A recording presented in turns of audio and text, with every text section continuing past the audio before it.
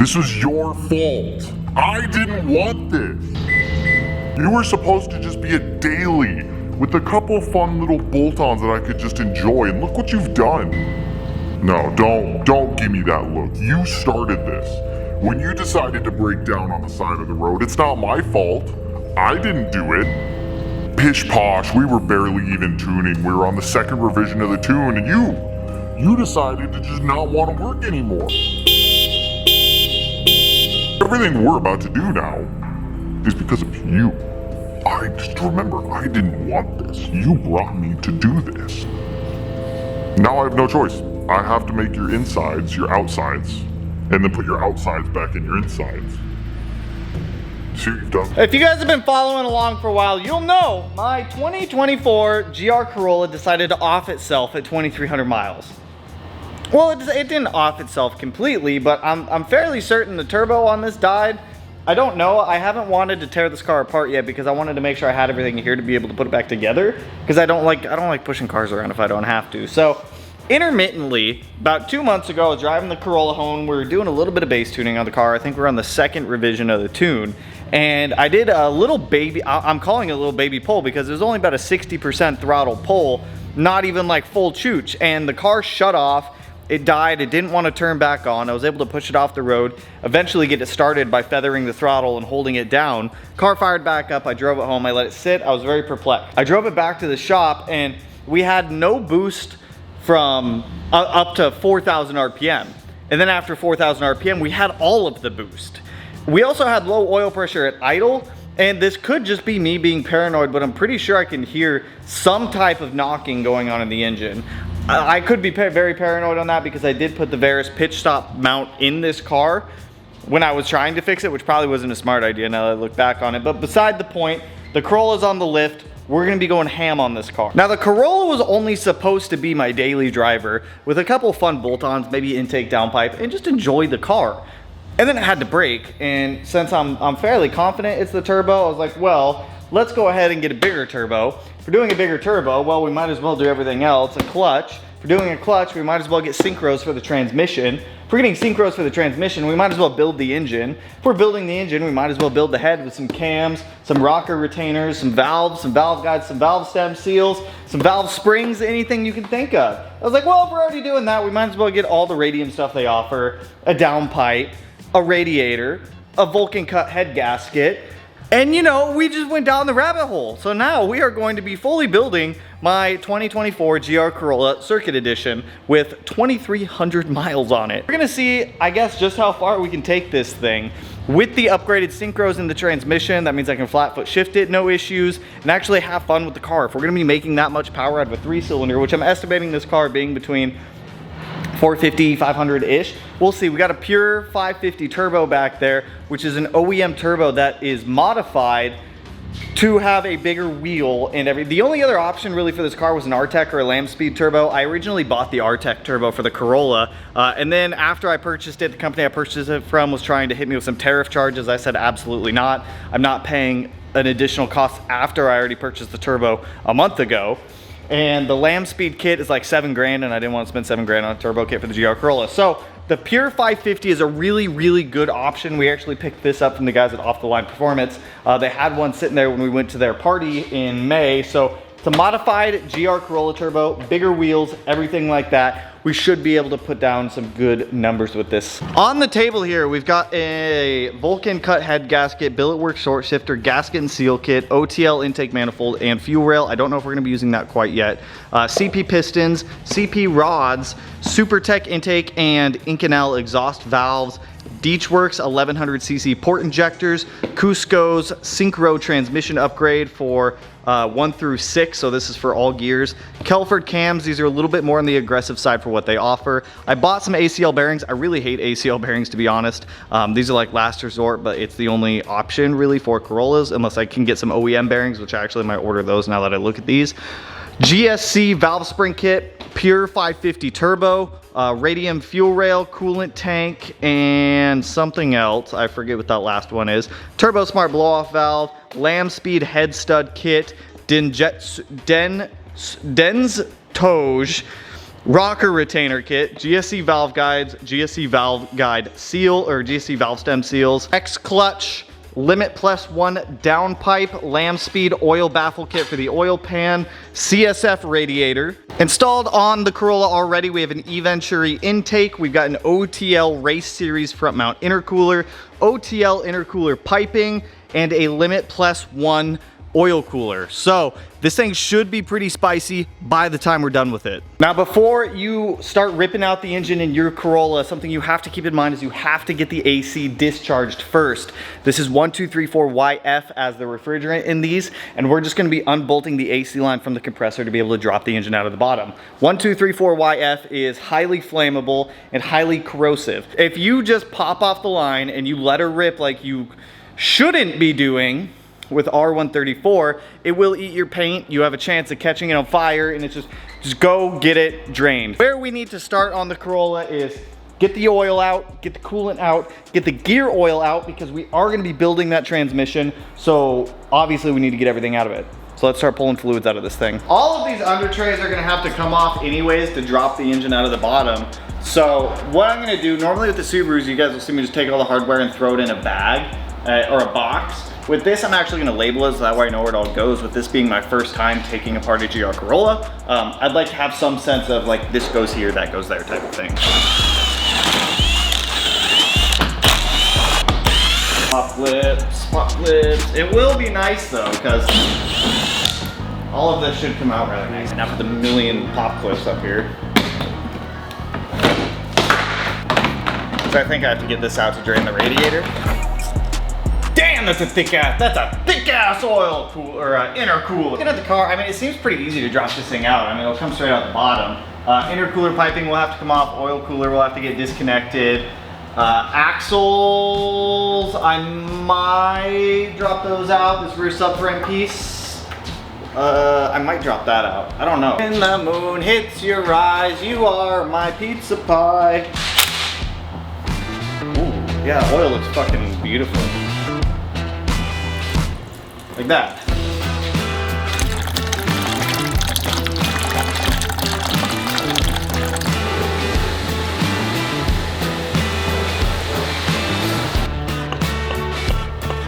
There we go.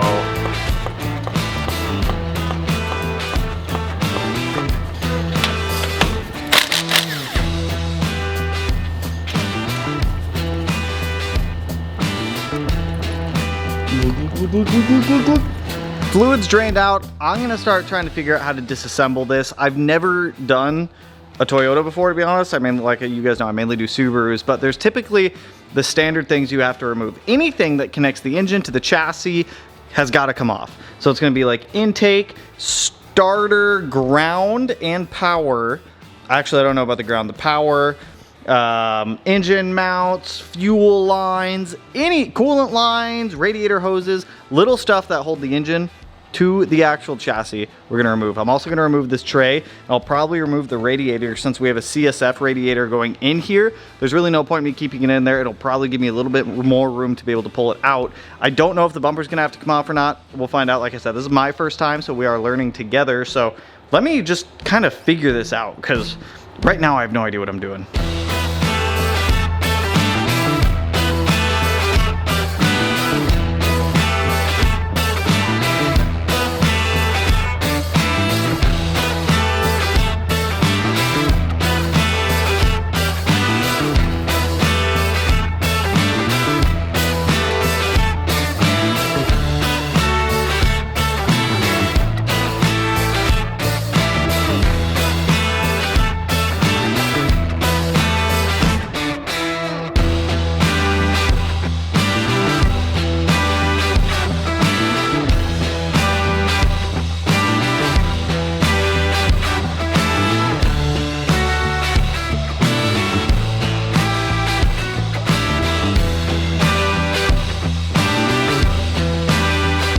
I'm about to go grab some lunch while this last little bit drains. I popped the clutch line down there to let the brake fluid drain out. We'll tuck the rubber line away. called the guys over at Limit 1 and asked them, I was like, hey, how do you guys normally do this? They said, yep, just pop that line, let it drain, and then we'll rebleed the system afterwards. The majority of stuff you're gonna have to take off if you're dropping your engine out is primarily gonna be on the driver's side. There's really nothing on the passenger side aside from the lower intercooler pipe. Getting the radiator out was a bit of a pain in the butt because the AC condenser and the intercooler both share mounting holes with the radiator. So fishing that out was a little bit of a pain. I've got it out there because we're probably just gonna throw it away, to be honest, now that we have the CSF. I pulled everything off of that, so that way, I mean, we'll set up the CSF before I toss it in this video, so that way I can make sure that we have it all set up properly. But yeah, for the most part, this thing, topside wise, pretty much ready to drop out. There is the fuel line that runs over here with a quick disconnect somewhere right there. That comes out pretty easy, not really under high pressure if you let your car sit. You've got one vacuum line right here. You've got the brake booster, or no, that's the brake booster line right there. This is evap or purge. This wiring harness, it's pretty easy to come out. There's a couple of just quick connects and whatnot because you've got this big fuse block right here. Undo the quick connects, undo the 10s and 12s that hold it in, that'll slide out. There was a ground bracket right there. I opted just to take the whole ECU out so that way it's out of my way. So at this point, like everything topside is pretty much done and it can go out the bottom. Now we have everything on the bottom side of the car, but I'm gonna let that drain. So I'm gonna go grab some lunch while that drains. We'll come back, jump to the bottom side and hopefully be able to drop this engine out in the next like hour and a half, 2 hours or so. I'm not entirely sure what we're gonna do with the axles quite yet, but we'll cross that bridge here in a little bit. We are moving under the car now. So one nice thing, well, everything that we're gonna have to take off, there's a good amount. So there's one mount down here, there's the pitch stop mount. Not gonna worry about that right this second. We've got the lower ball joints, so wheels are gonna have to come off. Lower ball joint's gonna unbolt from this lower control arm. On both sides, we're gonna remove this entire lower subframe, so it's gonna unbolt from the chassis, unbolt from the lower, actually we can keep the lower control arm bolted to it, I believe. But for now, we're gonna jump over and get the downpipe out, get the drive shaft unbolted and get that off so we can get that out of the way. So a couple things we'll focus on to begin with: O2 sensor, downpipe, drive shaft, and wheels.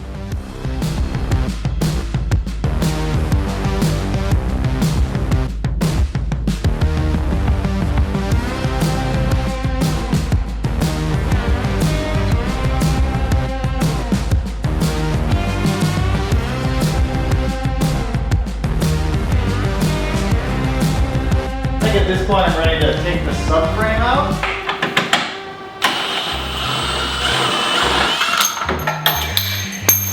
You know there's a dog over there. Oh, it's chilling. Just throw it on the ground. Oh, it looks like this can come off. Oh, no. Okay. Look at that. Then we can just pass it down here. Oh, I didn't think to take the handle off. So, Lift it up just a little bit. what's the best way to do this? Literally set it just exactly like that. Set the engine just on it like that? Yeah, so lower, so we can lift it up enough, right? Lower it down right on there. Yeah, I don't think it's on the table now. That's okay. It's on the table. I brought it up to the table. Bring it forward at all? In a second, yeah. I'll wait a second. Let's see. Let's come down a little bit more quick if we can. Oh, we can just fucking. Good, good. Give her a pass steering, right? Just go ahead and come down. You gotta bring. Don't even worry about putting the bolts back in because you're gonna use it again. All it's there is for something. No. Holy shit, dude, it's out. Take what, 10 minutes? Wow! We got a freaking engine out! He's used to working on Subarus where you gotta take them out from the top. You can drop them out with the subframes from the bottom too. Yeah, but this was so much easier. Stupid easy. She's out. So, honestly, not too bad. Definitely helped having other people around to like guide the engine down while we lifted the car up and moved the cart around and lower the cart and whatnot. So if you have help, definitely take it. So now that we've got it to this point, I think I'm just gonna start stripping it down on here. I just went through and I took an absolute ton of photos of the engine. So that way when I go to reassemble this, for the most part, I know where everything goes. I'm gonna continue to label things in Ziploc baggies, but I wanna get this head over to the machine shop tomorrow. So that way we can build the bottom end, get the head on, and get it back in the car. Overall, I predict this to be a relatively quick build. The main thing, I want the Corolla back, man. I miss this car. It's an absolute blast, especially with this thing having a built motor, built trans, and all that stuff. It should be able to take pretty much whatever we throw at it. So let me go through. I think I'm gonna start with trying to strip down this wire harness and kind of get that out of the way first.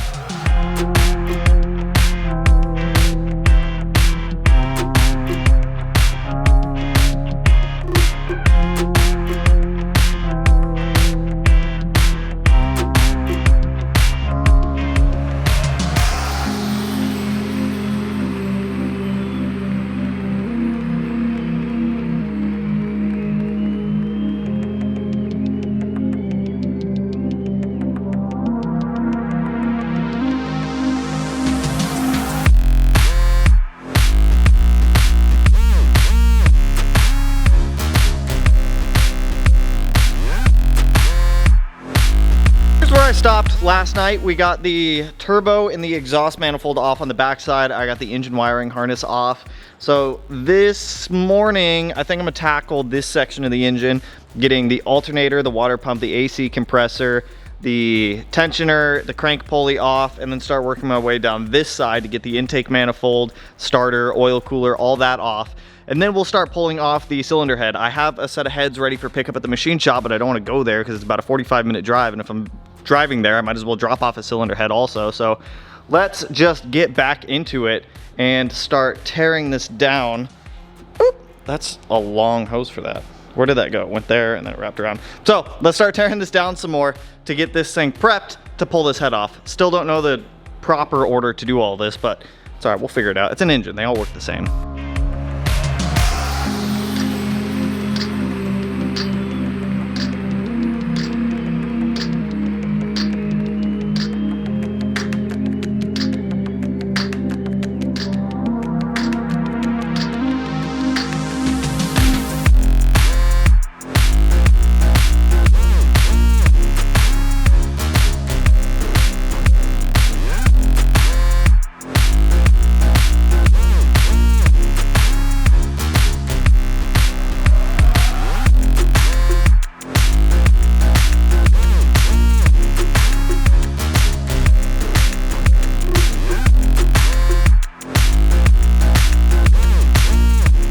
First of all, huge shout out to the guys at Limit One for helping me out with this because I didn't know. If you are taking the timing off of your G16 engine, what you need to know is obviously you need to line up the cams and the crank to make sure they're in the correct position to where Toyota tells you to take them off. Do not reference the pink marks for the cams or the yellow for the crank. What you're gonna be referencing right here on this cam, you're gonna see this little mark, it's gonna line up with that. On the intake cam, you're gonna see that mark right there on the back side of the cam, and that's gonna line up with that. You're gonna want the little dot down here, or the keyway. It's not even the keyway's on the opposite side, but the little dot right here to point towards that. Once you have all that lined up, you should be, I'm pretty sure it's the little dot. I'm gonna check again on the reference document that I have, but I'm pretty sure I'll verify that here in a second though. Double checking the photos, you go off of the dot that's on this hex drive, and the keyway should be pointing this lower oil galley here. So now in theory, we should be good to take this off. I do not know how I'm gonna reset that timing belt chain tensioner, but that is a problem for later. If I have to buy a new one, I will buy a new one.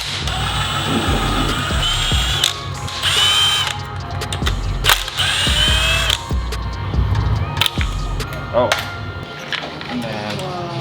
Whoa, whoa, woo, whoa. That's pretty cool. This is what the chain's right on. See if I can just kind of lift this up and off like that. Look at that.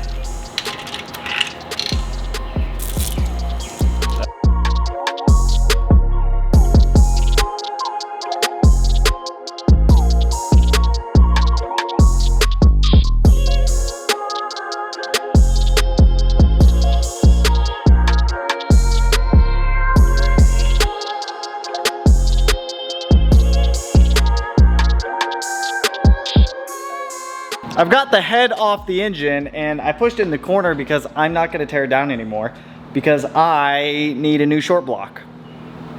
Riddle me that, we found the problem with the Corolla. It was actually the short block. Now what I'm about to show you looks so minuscule, but in the case of the Corolla, it unfortunately scraps the engine. Now, if you guys look right down in here, if I can zoom in on it, you see that scoring right there? We've got cylinder scoring on all 3 cylinders. Now, that is not the worst of it. The worst of it is actually over here on the other side right there. And tactilely, I can get my finger down here, rubbing my finger across this, I can feel where the specialized coating in this cylinder has been removed. Realistically speaking, there's not much that causes that.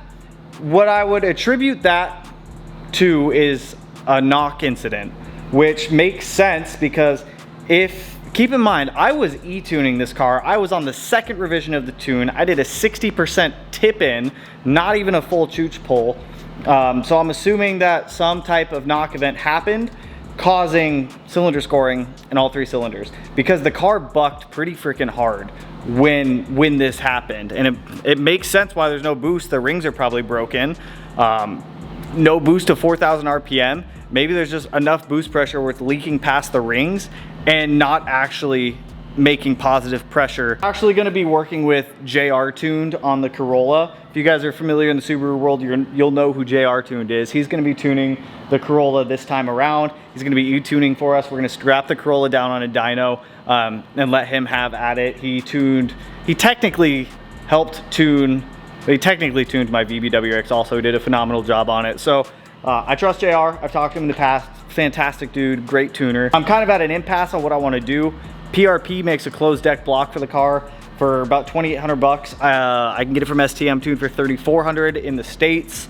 I don't know if I'll get another Toyota OEM block, but that's actually shocking to see that the engine is scrapped from that, because that coat, you can't rehone and bore these engines like you can EJs or a lot of like 4G63s, because there's not a liner in them. There's a very thin liner with a coating applied to it. Once the coating's worn through, it unfortunately scraps the engine. So I'm not even gonna bother pulling the transmission off that or anything else until we get a new engine in. I'm still gonna drop the cylinder head off at the machine shop tomorrow, so that way the cylinder head is at least ready to go. But 2,300 miles and I actually lost the engine in my Corolla. That's insane. That's actually insane. So I'm not even mad about it. I'm just annoyed. Like, I'm not even mad that we lost the engine in the Corolla. I'm more or less just annoyed because I wanted to get this car working again, and now I've got to wait longer for a new short block. So it's whatever. We have rods, we have pistons. The crank, I'll have to inspect the crank on that to see if the crank's even usable. There's significant piston play on the pit. Like, you can move the piston by your hand. It's not ideal. So anyway, it was whatever. I'm not even mad about it. I'm not even mad. I'll keep you updated. I'm gonna get a new block ordered tonight, whether it is OEM Toyota or the PRP one, and we're gonna get that thing back together. Cylinder heads will get dropped off at the machine shop tomorrow, and we will be well on our way to tuning into some power with that thing. But with that, that's all I got for you guys on this one. If you liked the video, if you're hyped to see Corolla content, because I don't see anyone else on YouTube doing anything else like this, go ahead and hit that like button. Turn it black, blue, green, yellow, purple, silver sign, whatever color it turns for you. If you're not subscribed to the channel already and you want to be, I'll put it in one of these corners. No idea which one quite yet, but with that, I will catch you guys in the next one. So peace out, homies.